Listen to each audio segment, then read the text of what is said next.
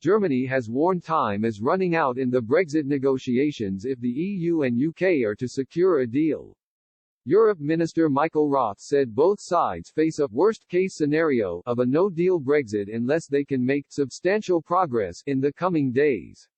He insisted the issues of fisheries, state subsidies policy and enforcement of any agreement remain the main sticking points in the wrangling over a UK-EU free trade agreement.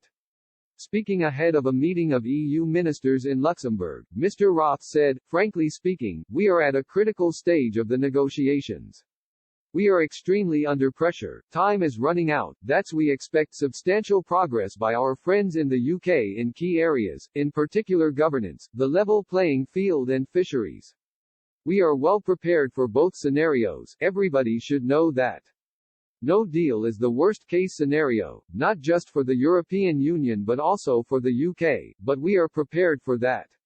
We are working very hard on a good deal, on a sustainable deal, which is acceptable for both sides." Michel Barnier, the EU's chief Brexit negotiator, will update ministers on the state of play in the recent Brexit trade talks with the UK. The Frenchman is then expected to dash back to Brussels to continue negotiations with UK counterpart Lord Frost.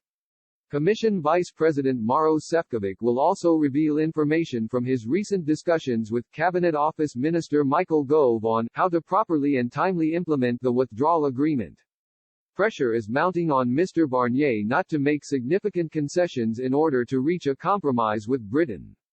Finnish Europe Minister Tytti Tuppurainen said, "Of course, we do want to have an agreement with the UK, but not with any cost."